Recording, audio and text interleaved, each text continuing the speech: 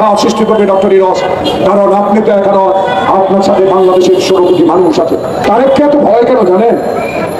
খালেদা জিয়াকে এত ভয় কেন জানেন? ডক্টর ইউনূস আমেরিকাতে আছেন এবং আমেরিকায় তিনি থাকাকালীন সময়ে বাংলাদেশে একটা প্রশ্ন খুব সিরিয়াসলি উঠে গেছে দেখি। এখন গতকাল একটা টক শোতে আমাকে প্রশ্ন করা হয়েছে, ডক্টর ইউনূসকে কেন আওয়ামী লীগ এত ভয় করে, এটা নিয়ে একটু কথা বলবো। আপনারা ব্যস্ত নিব। হাসিনা তো নিজে বলে গেছে, হেরে সালমান রহমান রানী শুরু করেনি তারা। শেখ হাসিনার টানা 15 বছরের শাসনামলে দলটির কেউ চিন্তা করেনি ক্ষমতা ছেড়ে এভাবে পালাতে হবে। ছাত্র জনতার অভ্যুত্থানে সেই ইতিহাসও রচিত হয়েছে। আসসালামু আলাইকুম দর্শক শ্রোতা, এখন আমি আপনাদেরকে 5টা ভিডিও ফুটেজ দেখাবো। দয়া করে 5টা ভিডিও ফুটেজই মনোযোগ সহকারে শেষ পর্যন্ত দেখবেন। শেষ পর্যন্ত না দেখে বাজে মন্তব্য করবেন না। দর্শক, মূল ভিডিওতে যাবার আগে আপনাদের কাছে আমার ছোট্ট একটি রিকোয়েস্ট, যদি আপনি চ্যানেলের নতুন দর্শক হয়ে থাকেন তাহলে অবশ্যই প্রত্যেক মুহূর্তের আপডেট পেতে আমার এই চ্যানেলটি সাবস্ক্রাইব করে রাখবেন। দর্শক চলেন তাহলে আমরা প্রথম ভিডিওটা দেখে নেই। আপনারা জানেন এখনো পর্যন্ত খুনি হাসিনা পাশের দেশ ভারতে আছে, এখনো পর্যন্ত তাকে ফিরিয়ে আনার কোনো আয়োজন আমরা দেখছি না। আপনারা কি চান এই রক্তের দাগ শুকিয়ে গেলে, এই বিচারের দাবি যখন মানুষের মন থেকে চলে যাবে, তখন আমরা কোনোদিনই আর বিচার পাবো না? তাই আমরা বলছি দ্রুত সময়ের মধ্যে বিশেষ ট্রাইব্যুনাল গঠন করার যে আয়োজন, সেটি এই সরকারকে করতে হবে। ছাত্রলীগ যারা এতদিন এখানে সন্ত্রাস কায়েম করেছিল, তাদেরকে পুনর্বাসনের কোনো চেষ্টা করা হলে ক্যাম্পাসে আমরা পুনরায় প্রতিরোধ গড়ে তুলবো। অভ্যুত্থানের স্মৃতি আমরা ভুলে যাইনি। ওই রক্তাক্ত হাত দিয়ে সে আমাদের সাথে ক্লাসে বসতে পারে না।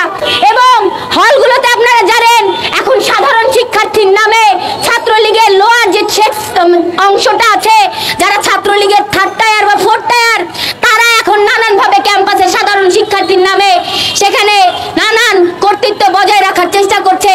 আমরা বলছি সাধারণ শিক্ষার্থীর নামে এই নাটক করা বন্ধ করুন। সাধারণ শিক্ষার্থীর নামে নিজেদের এজেন্ডা বাস্তবায়ন করার চেষ্টা করবেন না। সাধারণ শিক্ষার্থীর নামে ছাত্রলীগ তাদেরকে নিজেদেরকে পুনর্বাসন করতে যাচ্ছে, সেটা সাধারণ শিক্ষার্থীরা হতে দেবে না। যখন আমরা সেখানে জড়ো হচ্ছিলাম, সে সময় তারা ছাত্রলীগের যে নেত্রীরা আছে, তারা হলগুলোতে মেয়েদেরকে আটকে রেখেছিল, তারা মেয়েদেরকে বের হতে দিচ্ছিল না। তখন আমরা সেখানে দাঁড়িয়ে একটা মিছিল করি, আমরা মেয়েদেরকে অভয় দেওয়ার চেষ্টা করি যে তোমরা বেরিয়ে আসো, ভয় পাওয়ার কিছু নেই। তখন যখন আমরা সেই মিছিলটা নিয়ে ক্যাম্পাস প্রদক্ষিণ করছিলাম, সেরকম একটা সময় আমরা যখন ইডেনের পুকুর পাড়ে উপস্থিত হই, সেখানে হুট করে ছাত্রলীগের প্রায় 50-60 জন কর্মী নিয়ে এসে আমাদের সাধারণ শিক্ষার্থীদের উপরে তারা হামলা চালায়। আমাদের গায়ে তারা হাত তোলে, অনেকের মাথায় আঘাত পেয়েছে, অনেকের আঙুলে আঘাত পেয়েছে, অনেকেরই হাত কেটে গিয়েছে, রক্তাক্ত হয়েছে। সেদিন আমাদের ক্যাম্পাস থেকে বের করে দেওয়া হয়, বলা হয় আমাদের ক্যাম্পাসে আমরা নাকি থাকতে পারবো না। তখন আমরা বেরিয়ে যাই, বেরিয়ে গিয়ে আমাদের ক্যাম্পাসের বড় বড় যে ফটক দরজাগুলো আছে, সেই দরজাগুলোকে ভেঙে আমরা ভেতরে ঢুকি। এবং আমাদের কলেজে আপনারা জানেন যে মোট 6টা হল আছে, আমরা একে একে প্রত্যেকটা হলের তালা ভেঙে সেই হলের মেয়েদেরকে বের করে আনি। এভাবেই ছিল আমাদের সেই দিনকার ঘটনা। তারপর কি অনেককেই কিন্তু আমাদের সেই দিন, আপনারা জানেন যে সেই দিন কিন্তু হসপিটালে ভর্তি হতে হয়েছে।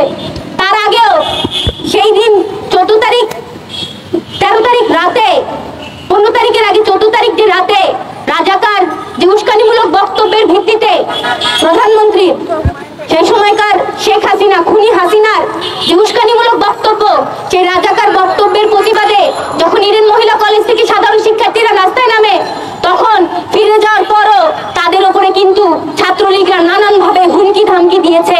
তাদেরকে বলেছে তোমাদের কিভাবে ছাত্রত্ব থাকে আমরা দেখবো, কিভাবে তোমরা হলে থাকবা সেটা আমরা দেখবো। এভাবে নানানভাবে হুমকি ধামকি দিয়ে সেখানে শিক্ষার্থীদের আটকে রাখা হয়। সেই দিনের ঘটনা আমরা দেখেছি। তারপরে আজকে আমরা দেখছি সেই শিক্ষার্থীরা যারা সেদিন সাধারণ শিক্ষার্থীদের যৌক্তিক আন্দোলনে যারা নামতে চেয়েছিল, তাদের উপরে তারা আক্রমণ করেছিল, তারাই এখন আমাদের সাথে ক্লাস করছে। আমরা বলতে চাই, এই যে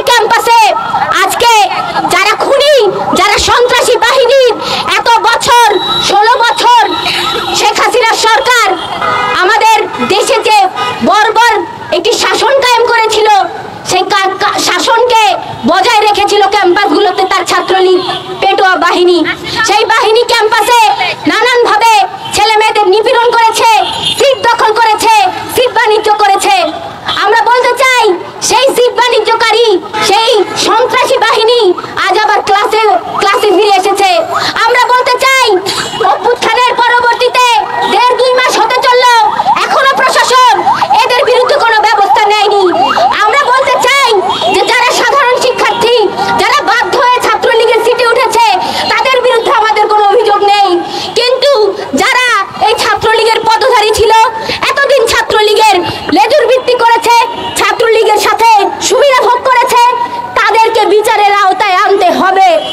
আপনারা জানেন যে এখানে প্রশাসন এখনো পর্যন্ত আমরা দেখিনি যে এই যে ছাত্রছাত্রীদের উপরে আক্রমণ হলো, প্রশাসন সে সময় তো কোনো কথা বলেইনি। সে সময় যেই শিক্ষকরা, যেই প্রক্টরেরা, যেই হল সুপাররা, যে অধ্যক্ষরা চুপ ছিলেন বা নানানভাবে শিক্ষার্থীদের হুমকি ধামকি দিয়েছিলেন, তারা এখন ক্যাম্পাসে বহাল তবিয়াতে আছে। আমরা বলি অবিলম্বে পদত্যাগ করতে হবে তাদের, না হলে তাদের ক্লাস আমরা অ্যাটেন্ড করব না। আমরা বলতে চাই যারা এই শিক্ষার্থীদের হামলার প্রতিবাদ জানায়নি, তাদেরকে অবিলম্বে অপসারণ করতে হবে এবং বিচারের আওতায় আনতে হবে। দর্শক শ্রোতা, চলেন তাহলে আমরা দ্বিতীয় ভিডিও ফুটেজটা দেখে নেই। শেখ হাসিনার টানা 15 বছরের শাসনামলে দলটির কেউ চিন্তা করেনি ক্ষমতা ছেড়ে এভাবে পালাতে হবে। ছাত্র জনতার অভ্যুত্থানে সেই ইতিহাসও রচিত হয়েছে। 5 আগস্টের পর আওয়ামী লীগ অনেকটাই হাওয়া হয়ে গিয়েছিল, তবে আবারও সরব হতে শুরু করেছে দলটির কেউ। বিশেষ করে সামাজিক যোগাযোগ মাধ্যমে দিচ্ছেন স্ট্যাটাস, গণমাধ্যমে পাঠাচ্ছেন বিবৃতি। গেল কয়েকদিনে নির্বাচন নিয়েই বেশি কথা বলেছে আওয়ামী লীগের নেতারা। এর মধ্যে শেখ হাসিনার ছেলে সজীব ওয়াজেদ জয় নির্বাচন ইস্যুতে আওয়ামী লীগের অবস্থান স্পষ্ট করেছেন। বার্তা সংস্থা রয়টার্সকে তিনি বলেছেন, আওয়ামী লীগকে ছাড়া প্রকৃত সংস্কার এবং নির্বাচন অসম্ভব।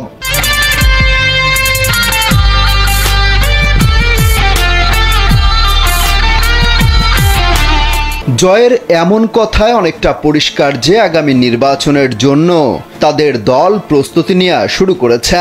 যদিও দলের শীর্ষ পর্যায়ের বেশিরভাগ নেতাই জেলে নয়তো দেশের বাইরে পালিয়ে গেছেন। এদিকে আওয়ামী লীগকে রাজনীতি থেকে নিষিদ্ধ কিংবা 10 বছর দূরে রাখার বিষয়টিও সামনে এসেছে। এ নিয়ে আলোচনা সমালোচনাও হচ্ছে। প্রতিবাদে সরব হয়েছেন আওয়ামী লীগের যুগ্ম সাধারণ সম্পাদক মোহাম্মদ মাহবুবুল আলম হানিফ। তীব্র নিন্দা ও প্রতিবাদ জানিয়ে দিয়েছেন বিবৃতিও। তিনি বলেন, আওয়ামী লীগের মতো ঐতিহ্যবাহী বৃহৎ শক্তিশালী রাজনৈতিক দল, যে দলের নেতৃত্বে দেশ স্বাধীন হয়েছে এবং উন্নয়ন অগ্রযাত্রায় গুরুত্বপূর্ণ ভূমিকা রেখেছে, সেই দলকে বাইরে রেখে নির্বাচনের কথা বলাটা একেবারেই অগ্রহণযোগ্য এবং অযৌক্তিক।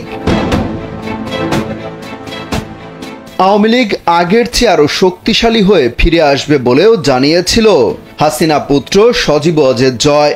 তারই সুরে সুর মিলিয়েছেন মাহবুবুল আলম হানিফ। তিনি বলেন, আওয়ামী লীগের নেতাকর্মীরা বর্তমান প্রেক্ষাপটে কিছুটা বিব্রতকর অবস্থায় আছে, কিন্তু এটাও মাথায় রাখতে হবে 1975 সালে জাতির পিতাকে সপরিবারে হত্যার মধ্য দিয়ে যখন আওয়ামী লীগকে নিশ্চিহ্ন করার ষড়যন্ত্র করা হয়েছিল, তখনও এরকম একটা ধাক্কা এসেছিল। সেই সময়ও আওয়ামী লীগ ঘুরে দাঁড়িয়েছিল। অতএব আওয়ামী লীগ আবার অতীতের মতো ঘুরে দাঁড়াবে এবং আগামী সংসদ নির্বাচনে অংশ নেবে। অমিত হাসান রবিন, কালবেলা। চলেন তাহলে আমরা তৃতীয় ভিডিওটা দেখে নেই। ডক্টর ইউনূসকে কেন আওয়ামী লীগ এত ভয় করে, এটা নিয়ে একটু কথা বলবো। ডক্টর ইউনূস নিউ ইয়র্কে গেছেন, সেখানে সেইখানকার বাঙালি কমিউনিটির যে আওয়ামী লীগ অংশ, সেই আওয়ামী লীগাররা একটা বিক্ষোভ করেছে, এবং বিক্ষোভের যে ভাষা এবং কেন বিক্ষোভ এবং এই যে বিক্ষোভের রেওয়াজ, এটা নিয়ে কয়েকটি কথা বলবো। সজীব ওয়াজেদ জয় নির্বাচন এবং শেখ হাসিনার দেশে ফেরা নিয়ে কথা বলেছেন। সজীব ওয়াজেদ জয় সেনাপ্রধান যে বক্তব্য দিয়েছিলেন গতকাল, সেটার প্রতিধ্বনি করেছেন, সেটা নিয়ে কয়েকটি কথা বলবো। প্রথমে যদি আসি যে ডক্টর ইউনূসকে শেখ হাসিনা এবং আওয়ামী লীগ এত ভয় পায় কেন, এই যে ডক্টর ইউনূস বিষয়ে অসত্য বিষোদ্গার, গালাগালি, অসত্য তথ্য, মিথ্যা তথ্য, প্রোপাগান্ডামূলক তথ্য শেখ হাসিনা সহ আওয়ামী লীগের নেতাকর্মীরা, সমর্থকরা প্রচার করেন, এর কারণটা কি? এর কারণটা হচ্ছে ডক্টর ইউনূসকে কেন্দ্র করে ভয়টা কিসের? কারণ ডক্টর ইউনূস তার ব্যক্তিত্বকে এমন একটা জায়গাতে নিয়ে গেছেন বলতে তিনি তার কাজ দিয়ে নিয়ে গেছেন। কাজের কারণে সারা পৃথিবী তাকে সম্মান করে, পৃথিবী তাকে অন্য রকমের একটা মর্যাদা দেয়। ডক্টর ইউনূসকে যে সম্মান করে, ডক্টর ইউনূসকে যে মর্যাদা দেয়, সেটা অতীতে এই ডক্টর ইউনূস সরকার প্রধান হওয়ার আগে বহুবার এটা প্রমাণ হয়েছে। কিন্তু দেশের গণমাধ্যম গত 1.5 দশকের বেশি সময় ধরে শেখ হাসিনা যেভাবে গণমাধ্যমকে কুক্ষিগত করে রেখেছিলেন, একটা তোষামোদী মাধ্যমে পরিণত করেছিলেন, সেই কারণে ডক্টর ইউনূসের কোনো সংবাদ শেখ হাসিনা প্রকাশ করতে দিতেন না। একটা হচ্ছে তোষামতকারীরা প্রকাশ করতেন না, আর তোষামতকারীর বাইরে যারা ছিলেন তারাও প্রকাশ করতেন, কিন্তু তুলনামূলকভাবে কম গুরুত্ব দিয়ে শেখ হাসিনার ভয়ে। তো তখন বিষয়টি তখন থেকেই আমাদের জানা ছিল, তখন থেকেই মানুষ জানতেন। কিন্তু এবার যখন তিনি নিউ ইয়র্কে গেলেন এবং নিউ ইয়র্কে গিয়ে তিনি যে সম্মান পেলেন, যে গ্রহণযোগ্যতা, যে মর্যাদায় নিজেকে অধিষ্ঠিত করলেন এবং বাংলাদেশকে অধিষ্ঠিত করলেন, সেটা পৃথিবীর মধ্যে একটা অন্যরকম মর্যাদায় বাংলাদেশ আসীন হলো।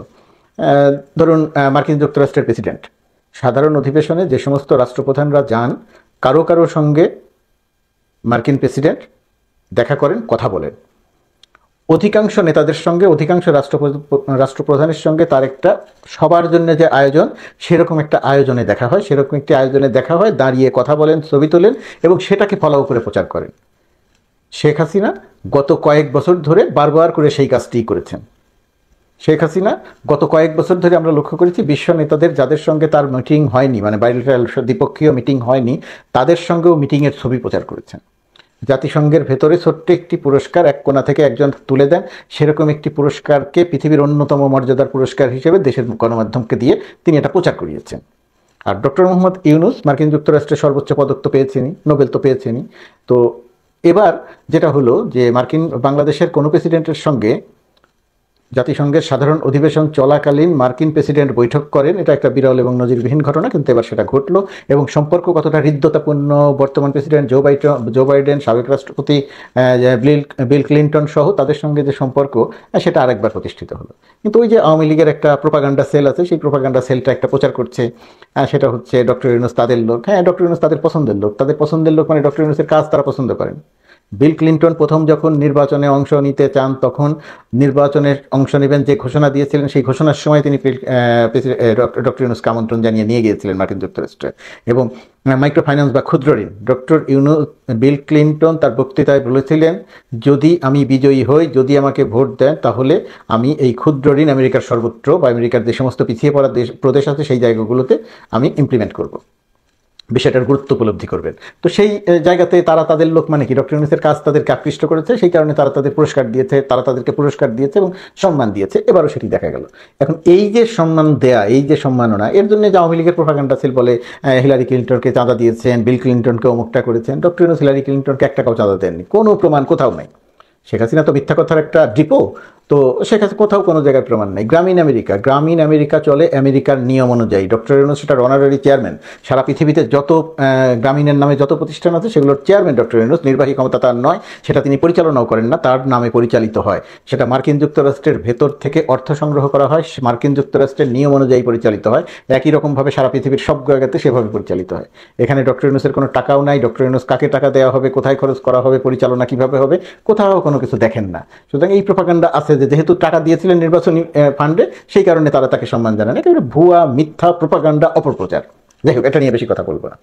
তো এই সমস্ত কারণে শেখ হাসিনা এবং আওয়ামী লীগ ডক্টর ইউনূসকে ভয় পায়, যে সবচেয়ে বড় ব্যক্তিত্ব। শেখ হাসিনা 1.5 দশক জোর করে ক্ষমতায় থাকলেন, মার্কিন যুক্তরাষ্ট্র তাকে কখনো কোনো সম্মান দিল না, আর ডক্টর ইউনূসকে তারা সম্মান দেয়। ডক্টর ইউনূসকে জোর করে জেল দিতে চাইলে, বিচার করতে চাইলে তারা প্রতিবাদ করে। এগুলো শেখ হাসিনা বা আওয়ামী লীগের কাছে ভালো লাগার কথা নয়। এই কারণে তারা ডক্টর মোহাম্মদ ইউনূসকে একটা অপছন্দ করেন। আরেকটি কথা, আজকে কয়েকটি বিষয় নিয়ে একসঙ্গে বলি, যে বাংলাদেশের কোনো রাষ্ট্রপ্রধান যখন পৃথিবীর কোনো দেশে যান, সেই দেশে আওয়ামী লীগ বা বিএনপির যে নেতারা থাকেন, রাজনীতি থাকে, তারা এসে, বিরোধী দলে যারা থাকেন তারা কখনো কখনো এয়ারপোর্টে, কখনো কখনো যে জায়গাতে সভা সেমিনার করবেন সেই জায়গাতে প্রতিবাদ করেন, বিক্ষোভ করেন। এটা হচ্ছে বাংলাদেশের রাজনীতির সবচেয়ে খারাপ দৃষ্টান্তগুলোর একটি। এটি বলছি আমি, যখন আওয়ামী লীগ ক্ষমতায় ছিল তখনও যখন বিএনপি এই ধরনের প্রতিবাদ করেছে, সমাবেশ করেছে, বিক্ষোভ করেছে বিদেশের মাটিতে, আমি তখনও সেটার প্রতিবাদ করেছি। আর এবার আওয়ামী লীগ যেটা করলো সেটারও প্রতিবাদ করছি। নিউ ইয়র্কে তারা যেটা করলো, নিউ ইয়র্কে তারা প্রতিবাদ করেছে ডক্টর ইউনূসের বিরুদ্ধে। একজনের দেখলাম তিনি একটি ডক্টর ইউনূসের ছবি সহ ব্যানার নিয়ে দাঁড়িয়ে আছেন যে ডক্টর ইউনূসের ফাঁসি চাই। এই যে রাজনীতি করেন মার্কিন যুক্তরাষ্ট্রের মতো জায়গাতে, এদের কি কোনো বোধ বুদ্ধি নাই? এদের কি কোনো জ্ঞানকাণ্ড নাই? ডক্টর ইউনূসের ফাঁসি চান আপনি কি কারণে? কারণটা কি? শেখ হাসিনা জোর করে ক্ষমতায় ছিল, শেখ হাসিনার বিরুদ্ধে ছাত্র জনতা বিক্ষোভ করেছে, বিদ্রোহ করেছে, আন্দোলন করেছে, গণ অভ্যুত্থান সংগঠিত করেছে।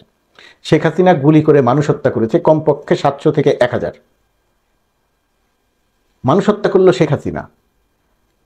ভয়ে মানুষ হত্যা করে ক্ষমতায় থাকতে পারলো না, ছাত্র জনতার হাতে পড়ার ভয়ে সে বাংলাদেশ থেকে পালিয়ে গেল। দেশের অর্থনীতি ধ্বংস করেছে শেখ হাসিনা, দেশের রাজনীতি ধ্বংস করেছে শেখ হাসিনা, দেশের পুলিশ বাহিনী ধ্বংস করেছে শেখ হাসিনা, দেশে গুম খুন আয়নাঘর প্রতিষ্ঠা করেছে শেখ হাসিনা। তো বিচার যদি হয়, ফাঁসি যদি হয়, সেটা তো শেখ হাসিনার চাইতে হবে। ডক্টর ইউনূসের ফাঁসি চাইবেন কেন? ডক্টর ইউনূস তো জোর করে ক্ষমতা দখল করেনি। ছাত্র জনতা অভ্যুত্থান ঘটিয়ে ডক্টর ইউনূসকে আমন্ত্রণ জানিয়ে নিয়ে এসেছে দেশকে পুনর্গঠন করার জন্য। তাহলে তার ফাঁসি কেন চাইছেন? এটা বুঝতে পারি যে একটা বেকুবের মতো আচরণ, কোনো কিছু না বুঝে। ওই যে শেখ হাসিনা যখন বিদেশ থেকে ফিরতো, শেখ হাসিনাকে সম্বর্ধনা দেওয়া হতো, যে কেন আপনারা সম্বর্ধনা দিতে এসেছেন? কারণ তিনি মাদার অফ হিউম্যানিটি পুরস্কার পেয়েছেন। মাদার অফ হিউম্যানিটি যে কোনো পুরস্কার নয়। মাদার অফ হিউম্যানিটি ব্রিটেনের সম্ভবত গার্ডিয়ান একটা সম্পাদকীয় লিখেছিল, রোহিঙ্গাদের যখন আশ্রয় দেওয়া হয় বাংলাদেশে, তখন শেখ হাসিনাকে মাদার অফ হিউম্যানিটি বলেছিল। এটা শেখ হাসিনাকে খুশি করার জন্য তারা লিখেছিল, যাতে রোহিঙ্গাদের তিনি আশ্রয় দেন। শেখ হাসিনা মনে করেছিল রোহিঙ্গাদের আশ্রয় দিয়ে তিনি নোবেল পুরস্কার পাবেন, কিন্তু এটা তো অলিক কল্পনা ছিল। মাদার অফ হিউম্যানিটিতে কোনো পুরস্কার ছিল না, একটা সম্পাদকীয়তে লেখা হয়েছিল। যে পত্রিকার সম্পাদকীয়তে শেখ হাসিনাকে মাদার অফ হিউম্যানিটি লেখা হয়েছিল, সেই পত্রিকা এবারের আন্দোলনের সময় শেখ হাসিনাকে লিখেছে কুমিরের কান্না। অর্থাৎ শেখ হাসিনার কান্নাকে তারা অভিনয় হিসেবে দেখিয়েছে, শেখ হাসিনার কান্নাকে তারা কৌশল হিসেবে দেখিয়েছে, এটা সত্যিকারের কান্না নয়। তো আগে যারা মাদার অফ হিউম্যানিটি উপাধিকে নিয়ে গর্ব করতেন, তারা কি এখন লিখবেন যে ক্রোকোডাইল টিয়ার্স? তারা কি এখন বলবেন যে শেখ হাসিনাকে গার্ডিয়ান কুমিরের কান্নার সঙ্গে তুলনা করেছে, শেখ হাসিনার কান্নাকে, শেখ হাসিনার অভিনয়কে? বলবেন না। প্রোপাগান্ডা চালালে তো এগুলো বলতে হয় না। তবে বাংলাদেশের রাজনীতির, প্রবাসের রাজনীতির এই ধারা পরিবর্তন হওয়া দরকার। আমি এই মুহূর্তে অবস্থান করছি টোকিওতে, জাপানে। তো জাপানেও এরকম অবস্থা আছে, কিন্তু তুলনামূলকভাবে পৃথিবীর অন্য যে কোনো দেশের চেয়ে জাপানে আওয়ামী লীগ, বিএনপি বা পরস্পর প্রতিপক্ষ রাজনৈতিক দলগুলোর মধ্যে সহনশীল অবস্থা অত্যন্ত কি বলবো, মানে উল্লেখ করার মতো। যদিও আমার এবার এখনো আওয়ামী লীগ বিএনপি কারণনীতিবিদের সঙ্গে দেখা হয়নি, কিন্তু ইতিপূর্বে যতবার এসেছি ততবারই আওয়ামী লীগ এবং বিএনপি নেতৃবৃন্দের সঙ্গে একই অনুষ্ঠানে একই জায়গায় দেখা হয়েছে, এবং তারা পরস্পরের প্রতি শ্রদ্ধা রেখে কথা বলেছেন, এবং তারা প্রতিনিয়তই এক অনুষ্ঠানে উভয় পক্ষ উপস্থিত থাকেন। এটা জাপানে একটা বিরল ঘটনা বলতে পারেন। এখনো সেরকমই আছে, আগের চেয়ে হয়তো একটু অবনতি হয়েছে। আমি ধারণা করি যে এখনো হয়তো সেরকম অবস্থার মধ্যেই আছে। এবারে বলি সজীব ওয়াজেদ জয়ের নির্বাচন প্রসঙ্গ নিয়ে। জেনারেল ওয়াকারুজ্জামান 18 মাসের মধ্যে নির্বাচনের কথা বলেছেন। কেন তিনি 18 মাসের মধ্যে নির্বাচনের কথা বলেছেন সেটা আমি জানি না। তিনি কেন নির্বাচন নিয়ে কথা বলবেন তাও আমি বুঝতে পারি না। তার কাজ সেনাবাহিনী পরিচালনা করা, নির্বাচন কে করবে, কারা করবে, কিভাবে করবে সেটা দেখার দায়িত্ব তার হওয়ার কথা নয়। সেই সুরে সুর মিলিয়ে সজীব ওয়াজেদ জয় বলছেন আওয়ামী লীগ 18 মাসের মধ্যে নির্বাচনের কথা বলা হয়েছে, আমরা এতে খুশি। সজীব ওয়াজেদ জয় তো খুশি হবেনি, এবং বাংলাদেশের মানুষ সবচেয়ে খুশি হবে যদি 3 মাসের মধ্যে নির্বাচন হয়। এখন প্রশ্ন হচ্ছে নির্বাচন নাকি পুরো দেশকে একটা পুনর্গঠন। নিঃসন্দেহে ডক্টর ইউনূসকে দায়িত্ব দেওয়া হয়েছে পুনর্গঠন। হতে পারে 15 মাসের মধ্যেই নির্বাচন, 18 মাস পর্যন্ত নাও যাওয়া যেতে পারে, কিন্তু সেনাপ্রধানের কথা বলে এরকম চাপ তৈরি করাটা অত্যন্ত অযৌক্তিক। সেই সুরে সজীব ওয়াজেদের কথা বলা সেটাও অনেকটা হাস্যকর। বর্তমান পরিস্থিতিতে আওয়ামী লীগের নির্বাচন বা গণতন্ত্র, নির্বাচন চাই, এটা নিয়ে কথা বলার মতো অধিকারী থাকার কথা নয়।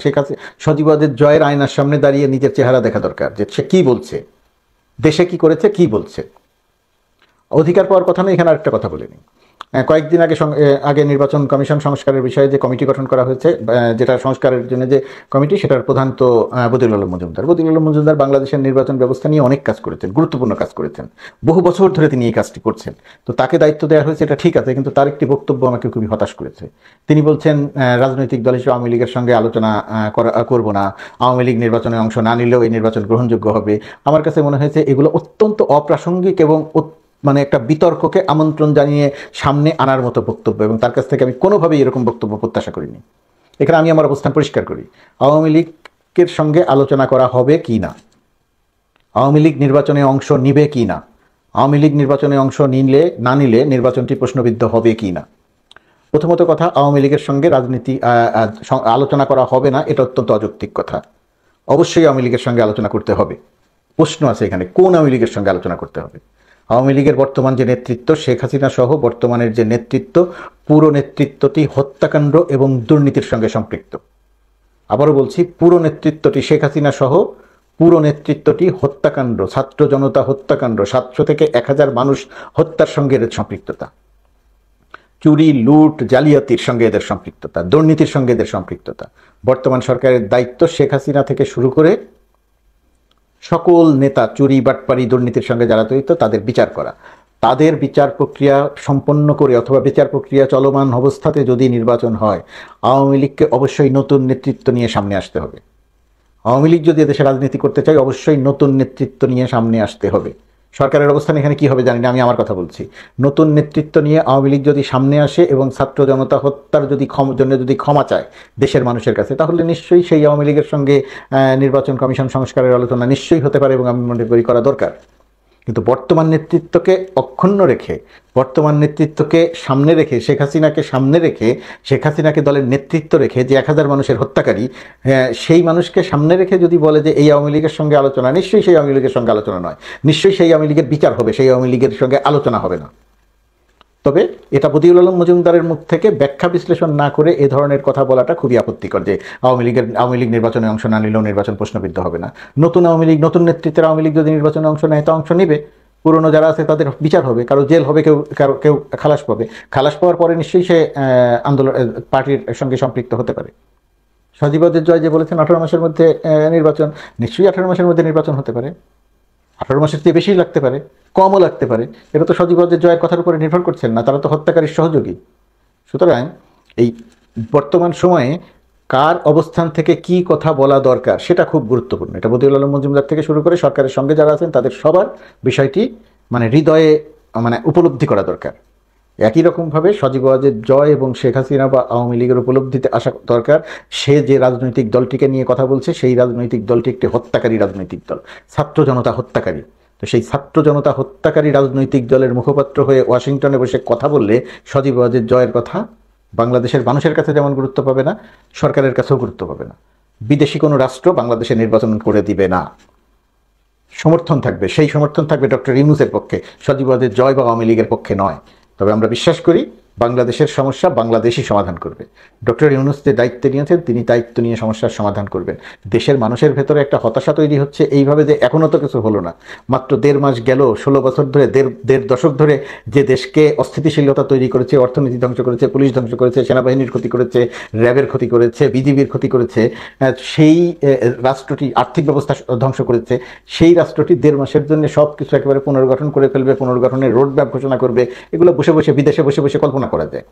যে কানাডাতে 2-1 আছেন, অমুক জায়গাতে 2-1 আছেন, বসে বসে কল্পনা করা যায়। ক্ষমতা হারানোর বেদনায় এরা বিকারগ্রস্ত মানুষে পরিণত হয়েছেন। এদের কারো নামের আগে কবি, কারো নামের আগে তথাকথিত সাংবাদিক, সাবেক সাংবাদিক, এরা আসলে একজন বিকারগ্রস্ত মানুষে পরিণত হয়েছেন। দেশেও এমন মানুষ আছেন।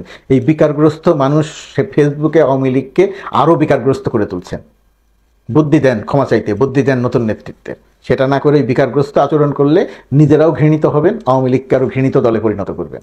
ডক্টর ইউনূস যে সম্মান নিয়ে পৃথিবীতে আছেন, এর চেয়ে বেশি সম্মান পাওয়ার সুযোগ নাই। সুতরাং ডক্টর ইউনূস বাংলাদেশের হৃদয়ে আছেন এবং বিশ্বাস করি যে কাজ দিয়ে তিনি সারা পৃথিবীর কাছে আরও স্মরণীয় হয়ে থাকবেন। প্রিয় দর্শক, চলেন তাহলে আমরা চতুর্থ ভিডিওটা দেখে নেই। ইউনূস আমেরিকাতে আছেন এবং আমেরিকায় তিনি থাকাকালীন সময়ে বাংলাদেশে একটা প্রশ্ন খুব সিরিয়াসলি উঠে গেছে দেখি, কারণ গতকাল একটা টক শোতে আমাকে এই প্রশ্ন করা হয়েছে। ডক্টর ইউনূস অনেক বেশি আমেরিকাকে বাংলাদেশের সাথে এনগেজ করছেন কিনা, এবং সেটা ভারতের সাথে এনগেজমেন্ট দেখে আগের সরকারের সাথে আমাদের যে ভয় ছিল সে ভয় আমরা পাবো কিনা, এই ধরনের একটা প্রশ্ন আমাকে টক শোতে করা হয়েছিল। সেখানে আমি সংক্ষেপে বলেছিলাম, সেটা একটু আমার অবস্থানটা আমি বিস্তারিত বলতে চাই এখানে। আরেকটা ব্যাপারে আমার মনে হয় একটু কথা বলা দরকার। ডক্টর ইউনূস আরেকটা ইন্টারভিউ দিয়েছেন আমরা নিউ ইয়র্ক টাইমসের সাথে, সেখানে তিনি মূলত ক্লাইমেট চেঞ্জ নিয়ে কথা বলেছেন, কিন্তু অনিবার্যভাবে বাংলাদেশের অবস্থা আসলো এবং একটা পর্যায়ে নির্বাচনের আলাপ এসছে, এবং সেই আলাপের পর ডক্টর ইউনূসের মুখ থেকেও তিনি যা বলেছেন তাতে নির্বাচনের একটা রোড ম্যাপ, তাতে নির্বাচনের একটা টাইম ফ্রেম কি আমরা পাচ্ছি, এই প্রশ্নটাও আসতে পারে, সেটা নিয়ে কথা বলবো। এটা সত্য, ডক্টর ইউনূস আমেরিকাতে যাওয়ার পর অনেকের সাথে বসেছেন, অনেকের সাথে, কিন্তু আমেরিকার গুরুত্বপূর্ণ মানুষজন বাইডেন বসে যাওয়ার পর নিশ্চয়ই আর ওই আলাপের কিছু নাই। কিন্তু বাইডেনের সাথে তার দ্বিপক্ষীয় বৈঠক হয়েছে, রীতি ভেঙে হয়েছে। তিনি সাবেক মার্কিন প্রেসিডেন্ট, তার বন্ধু, খুবই ক্লোজ বন্ধু বিল ক্লিন্টনের একটা সংস্থা ক্লিন্টন গ্লোবাল ইনিশিয়েটিভে গেছেন। ক্লিন্টনরা এখনও খুবই ইনফ্লুয়েন্সিয়াল এবং জো বাইডেন তাদের প্রশাসনের সাথে কাজ করা মানুষ। তার সাথে গতকাল ফর্মাল বৈঠক করেছেন, তার সাথে দেখা করেছেন আমেরিকার পররাষ্ট্রমন্ত্রী অ্যান্থনি ব্লিংকেন। এবং ব্লিংকেনের পর যেটা জেনেছি আমরা, যে ধরনের কথাবার্তা এই ধরনের মিটিংয়ের পর হয় সেই ধরনের কথাবার্তাই বলা হয়েছে, সহযোগিতা বাড়বে, এনগেজমেন্ট বাড়বে। কিন্তু জরুরি কথাটা হচ্ছে তার সাথে মার্কিন পররাষ্ট্রমন্ত্রী দেখা করেছেন। এগুলো প্রত্যেকটার খুব গুরুত্বপূর্ণ সিম্বলিক ভ্যালু আছে এবং এটা ট্রু, উনি আমেরিকার সাথে অনেক বেশি এনগেজ করছেন, এটা মনে হতেই পারে। এটা অবশ্য আজকের ব্যাপার না, ব্যক্তি ডক্টর ইউনুস আমেরিকার সাথে অনেক বেশি ওয়েল কানেক্টেড ছিলেন, এটা আমরা খুব ভালোভাবে জানি। এবং শুধু সেটাই না, আমেরিকার নিয়ন্ত্রণাধীন প্রভাবাধীন অনেকগুলো সংস্থা, অর্থাৎ দুটো সংস্থা, ওয়ার্ল্ড ব্যাংক প্রেসিডেন্ট তার সাথে দেখা করেছেন, আরো বেশি সাহায্যের প্রতিশ্রুতি দিয়েছেন। কাগজে কলমে IMF এর প্রধান ইউরোপিয়ান হলেও IMF এর উপরেও আমেরিকার খুব গুরুত্বপূর্ণ প্রভাব আছে। IMF এর প্রধানও ডক্টর ইউনুসের সাথে দেখা করেছেন, নতুন ঋণ নিয়ে আলাপ হচ্ছে। ফলে আমরা এটা বলতে পারি যে আমেরিকার সাথে তার এনগেজমেন্ট বা বাংলাদেশ সরকারের এনগেজমেন্ট বাড়ছে। এতে এই প্রশ্নটা সম্ভবত আসছে, কারণ টকশোতে আমাকে এই প্রশ্ন করা হয়েছে যে এনগেজমেন্ট আমাদের অনেক বড় ক্ষতির কারণ হয় কিনা। মানে আমার কাছে কথাটা এইরকম মনে হলো, ঘর পোড়া গরু সিঁদুরে মেঘ দেখলে ভয় পায়, এই ধরনের একটা আলাপ আছে। সেই আলাপটা সম্ভবত এসছে কোথাও কোথাও, সেই কারণে আমাদের অন্তত সোশ্যাল মিডিয়া স্পিয়ারে নিশ্চয় হচ্ছে। ভারতের সাথে আমাদের এনগেজমেন্ট কি ছিল আসলে? আমি এই প্রশ্নটা করি। ভারতের সাথে বাংলাদেশের জনগণের কোনো এনগেজমেন্ট ছিল না। ভারতের সাথে এনগেজমেন্ট ছিল তখনকার ক্ষমতাসীন রেজিমের এবং আরো স্পেসিফিকলি বললে শেখ হাসিনার। তার কাজ ছিল ভারতের সাথে এনগেজমেন্টের বিনিময়ে যত বেশি সম্ভব ভারতের স্বার্থ রক্ষা করে তার ক্ষমতা টিকিয়ে রাখা। ফলে যেটা হয়েছে, ভারতের সাথে এনগেজমেন্ট যত বেড়েছে এটা আমাদের মধ্যে ভীতি তৈরি করেছে, ভীতির কারণ হয়েছে। আমরা এখন প্রশ্ন করব, আমেরিকার সাথে এখন পর্যন্ত আমরা যা দেখছি এই এনগেজমেন্টকে কি সেভাবে দেখব? আমি অন্তত ব্যক্তিগতভাবে সেভাবে দেখছি না। ধরুন এখন পর্যন্ত তাদের এই যে এনগেজমেন্ট, সেটার বরং পজিটিভ ফল আমরা পাচ্ছি। আমাদের ঋণ প্রচুর পাওয়ার সুযোগ তৈরি হয়েছে। আমাকে অনেকে একটা কথা কমেন্টে লিখেছেন, এই ঋণের কথা যখন আগে বলেছি যে আমাদের ঋণ পেয়ে কি এগুলো তো আমাদের শোধ করতে হবে। আমরা যখন চরম ডলার ক্রাইসিসে পড়ে যাচ্ছিলাম তখন আসলে ঋণও পাচ্ছিলাম না। আমাদের মনে থাকার কথা $4.5 বিলিয়ন IMF এর ঋণ পাওয়ার জন্য, যেটা ইকুয়াল মানে $500 মিলিয়ন করে দীর্ঘদিন ধরে দেয়া হবে। এই রকম ঋণ পাওয়ার জন্য বাংলাদেশের আগের সরকারটা প্রচুর চেষ্টা চরিত্র করেছে, অনেক রকম শর্ত মেনে নিয়েছিল। সুতরাং ঋণও খুব সহজে পাওয়া যায় না। আর এই মুহূর্তে যখন আমাদের ডলারের বড় সংকট আছে, তখন এই ঋণ পাওয়াটা আমাদের জন্য খুব ইম্পর্টেন্ট, আমাদের অর্থনৈতিক স্টেবিলিটির জন্য ইম্পর্টেন্ট। আমরা এর মধ্যে দেখেছি যে আমাদের কার্ব মার্কেটে, বা অফিসিয়াল তো বটে, কার্ব মার্কেটেও ডলারের মূল্য টাকার তুলনায় আরো বেশি বেড়ে যায়নি, স্টেবল আছে, বরং কোনো কোনো ক্ষেত্রে টাকা কিছুটা মূল্য রিগেইন করেছে কার্ব মার্কেট। এটা খুবই ভালো লক্ষণ। তার মানে মানুষের মধ্যে এখন এই ডলারের সংকটটা অনেক বেশি আছে, সেটা মনে হবে না। শুধু সেটা না, বাংলাদেশ যদি এই সংকট কাটিয়ে উঠতে থাকে, ওয়ার্ল্ড ব্যাংক IMF এর আরো বেশি লোন পেতে থাকে, তাহলে বাংলাদেশের ক্রেডিট রেটিং উন্নত হবে এবং উন্নত যদি হয় বাংলাদেশের প্রাইভেট সেক্টরও ফরেন কারেন্সির লোন, আরো শর্ট টার্ম লোন, আমরা এগুলো নিয়ে একসময় অনেক আলোচনা করেছি আমার চ্যানেলেও, সেগুলো পাবে। ফলে বাংলাদেশের এই যে ডলারের সংকটজনিত অর্থনৈতিক যে সংকট, সেটা কমে যাবে। ফলে যে প্রভাবটা আমরা এখন পর্যন্ত দেখছি সেটা আমাদের জন্য পজিটিভ। এর চেয়ে খুব গুরুত্বপূর্ণ একটা জিওপলিটিক্যাল ব্যাপারও আছে এখানে। আমেরিকা যখন বাংলাদেশের সাথে এনগেজমেন্ট বাড়াচ্ছে, তার ফুটপ্রিন্ট বাড়াচ্ছে, আমি আগেও বলেছি, বিশেষ করে ভারত, চায়নাও আছে, কিন্তু ভারতও, মানে চায়নাটা আমরা অনুমান করে নিতে পারি, কোনো একটা দেশে যদি আমেরিকার ফুটপ্রিন্ট বাড়তে থাকে সেটা চায়নাকে ফোবিক করে তুলবে, ভীত করে তুলবে, এবং চায়না চাইবে তার এনগেজমেন্ট বাড়াতে। এবং আমরা চাইনিজ অ্যাম্বাসেডারের বাংলাদেশে যথেষ্ট দৌড়ঝাঁপ দেখছি, তারা বিএনপির সাথে বসছেন, জামাতের সাথে বসছেন, এবং আমরা খেয়াল করব চীনের মানে ধরা হয় শি জিনপিং এর পর সবচেয়ে পাওয়ারফুল মানুষ ওয়াং ই, তিনি ফরেন মিনিস্ট্রি দেখেন এবং সম্ভবত স্টেট কাউন্সিলরও। তিনি ডক্টর ইউনুসের সাথে দেখা করেছেন এবং চায়নার সাথে আমাদের এনগেজমেন্ট এবং স্ট্র্যাটেজিক সম্পর্ক আরো এগিয়ে নেওয়ার কথা বলছেন। সুতরাং চায়না তো থাকবে, এটা আমরা কমন সেন্সে ধরতে পারি। কিন্তু এই সাউথ এশিয়াতে একটা ইন্টারেস্টিং ব্যাপার ঘটে, সেটা হচ্ছে ভারত অ্যাপারেন্টলি আমেরিকার অ্যালাই হওয়ার পরও ভারত আমেরিকা এখানে অনেক বেশি ফুটপ্রিন্ট তৈরি করবে, সেটা ভারত খুব একটা পছন্দ করে না। তার কারণ হচ্ছে তার খায়েশ আছে সে এখানকার super power, regional super power হয়ে উঠবে এবং এই অঞ্চলে তার অনেক বেশি ফুটপ্রিন্ট থাকবে, তার হেজিমনি থাকবে। যদি ভারতে যে ধরনের ফরেন পলিসি, ভারত কোনোদিন সেটা আদৌ করতে পারবে এটা মনে করার কোনো কারণে, কিন্তু তার এটা মনে হয়। ফলে আমেরিকার ফুটপ্রিন্ট বাড়ার কারণে ভারতকে আমরা রাদার দেখবো যে সরকারের সাথে সে আরো বেশি কমিউনিকেট করবে, আরো বেশি এনগেজ করতে চাইবে এবং অন্যান্যদের সাথে, অপরাপর শক্তিদের সাথে।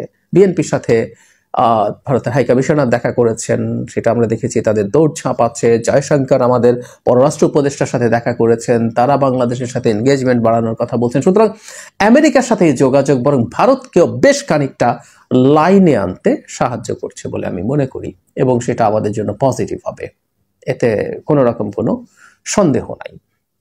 আর আমেরিকার সাথে আমরা এখন আমাদের এনগেজমেন্টের কারণে সামনে কথার কথা তাত্ত্বিকভাবে বলছি, যদি আমাদের কোনো ক্ষতি হয়, ক্ষতির কারণ হয়, সেটা নিয়ে নিশ্চয়ই আমরা তখন কথা বলবো, নিশ্চয়ই কথা বলবো, সেটা নিয়ে আলাপ করতেই হবে। তবে একটা কথা আমাদের মনে রাখা দরকার, বর্তমানে যে পৃথিবীতে আমরা বসবাস করি আমাদের কোনো না কোনো দিকের সাথে কিছুটা হলো অ্যালাইনমেন্ট রাখতে হবে। একেবারে ব্ল্যাঙ্ক চেক দিয়ে দেওয়ার মতো বা কারো একেবারে পার্ট হয়ে যাওয়া না, স্ট্র্যাটেজিক সিরিয়াস রকম পার্টনারশিপ করে ফেলা না, কিন্তু ঝুঁকে থাকার প্রবণতা থাকতে হয়, থাকে, এটার মধ্যে দোষের কিছু নাই।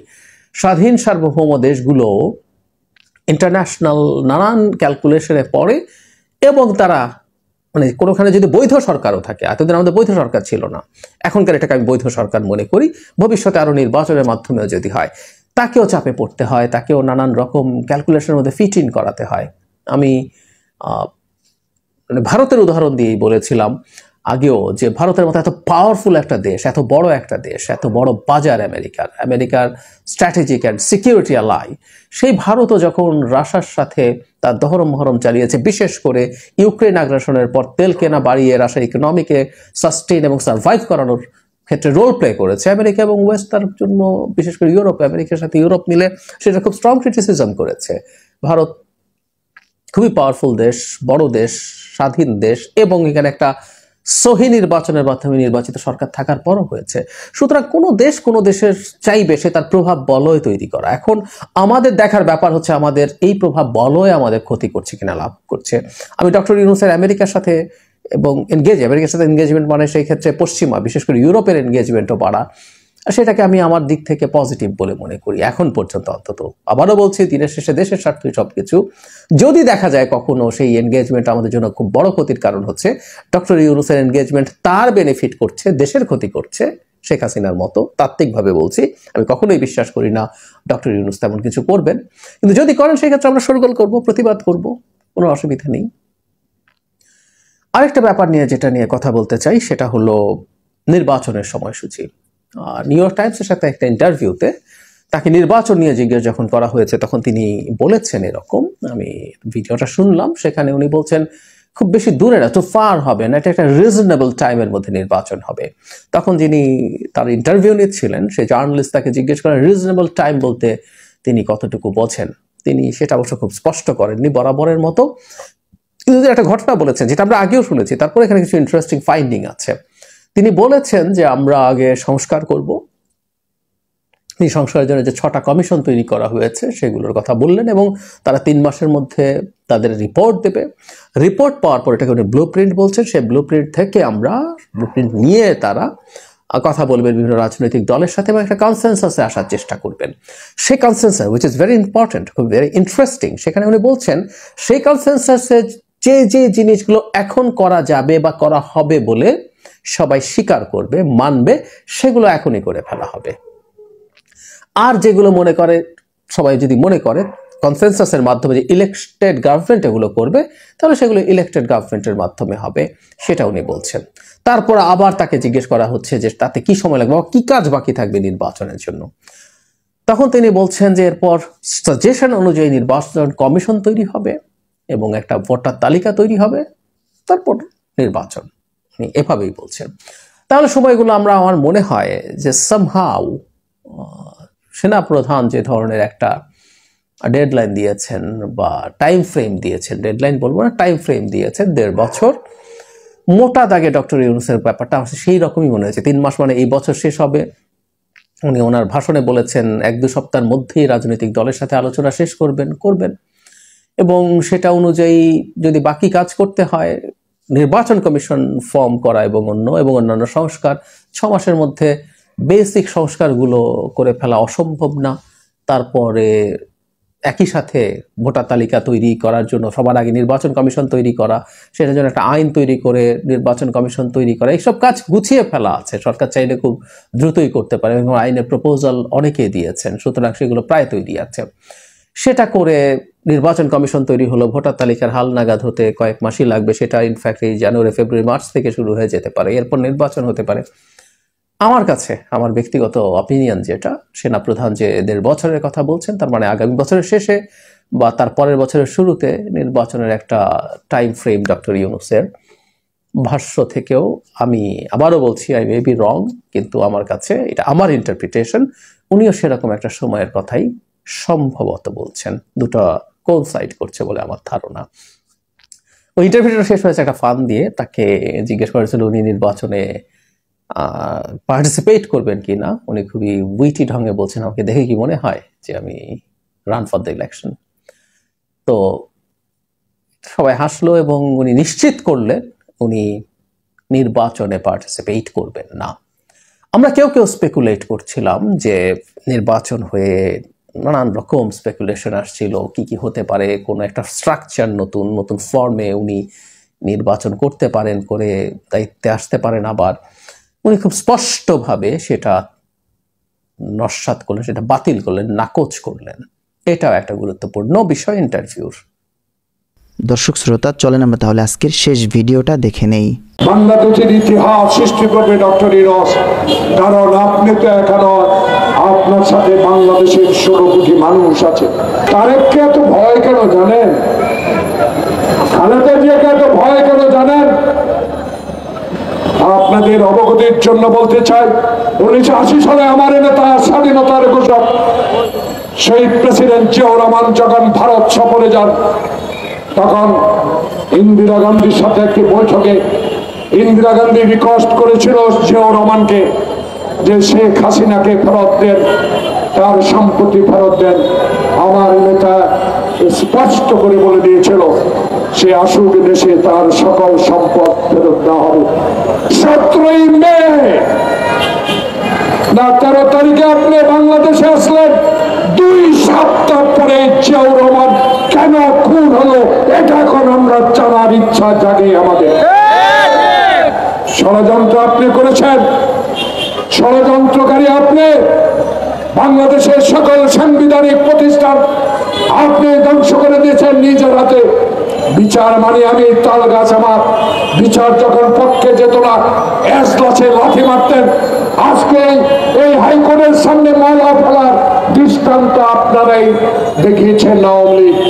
দিল্লিতে বসে মা মেয়ে যুক্তি করে বাংলাদেশের এই ডক্টর ইউনূসের সরকারকে আপনি ষড়যন্ত্র করবেন, বাংলাদেশের মানুষ কোনোদিনও সেটা গ্রহণ করবে না। তাই বাংলাদেশের মানুষ যেইভাবে আওয়ামী লীগকে ঘৃণা করে বাংলাদেশ থেকে বিতাড়িত করেছে, আপনার বিরুদ্ধে হিন্দুস্তান, ভারত মানুষ সজাগ হচ্ছে। আপনার গণতান্ত্রিক দেশের বিরুদ্ধেও আমরা কথা বলবো। তাই প্রিয় ভাইয়েরা, আজকে কয় মাসে নির্বাচন দিবে, কখন নির্বাচন হবে, রাজনৈতিক দল সিদ্ধান্ত গ্রহণ করবে ডক্টর ইউনূসের সাথে। আমাদের বিশ্বাস, আমাদের দাবি, আমাদের আত্মবিশ্বাস আছে বিএনপি, কারণ আমাদের নেতা তারেক রহমান, আমাদের নেতা বলেছে বাংলাদেশে এমন একটি নির্বাচনের মাধ্যমে আমি বাংলাদেশের বিএনপিকে ক্ষমতায় নিতে চাই, যে নির্বাচন দিনে হবে, যে নির্বাচনে মৃত ব্যক্তি ভোট দেবে না, যে নির্বাচন কমিশন হাসিনার কথায় নির্বাচন করেছে, এমন নির্বাচন কমিশন যেন বাংলাদেশে আর কোনোদিন না আসে। তাই আমার নেতা তারেক রহমানের বিরুদ্ধে 16 বছর কথা বলেছে, খালেদা জিয়াকে জেলে নিয়েছেন। তাই বাংলাদেশে তারেক রহমানকে ভয় একটি কারণ, তারেক রহমান শহীদ প্রেসিডেন্ট জিয়াউর রহমানের সন্তান। তারেক রহমান বাংলাদেশে দুঃখী মানুষের কথা বলে, তারেক রহমান পিআই সিন্ডিকেটের বিরুদ্ধে কথা বলে, তারেক রহমান আলু চিনি সিন্ডিকেটের বিরুদ্ধে কথা বলে। বাংলাদেশে 92,000 কোটি টাকা লুট করে নিয়েছেন, কানাডায় বাড়ি বানিয়েছেন। তখন মনে হয় নাই পালিয়ে যাবেন, এখন কেন জয়কে দিয়ে রাজনীতির কথা বলেন? এই সকল কথা চলবে না। তো প্রিয় দর্শক, আজকের ভিডিও পর্যন্তই ছিল। দেখা হচ্ছে পরবর্তী কোনো আপডেট ভিডিওতে। সে পর্যন্ত সুস্থ থাকবেন, ভালো থাকবেন, আমার জন্য দোয়া করবেন। আসসালামু আলাইকুম রহমতুল্লাহি তাআলা ওয়া বারাকাতুহু।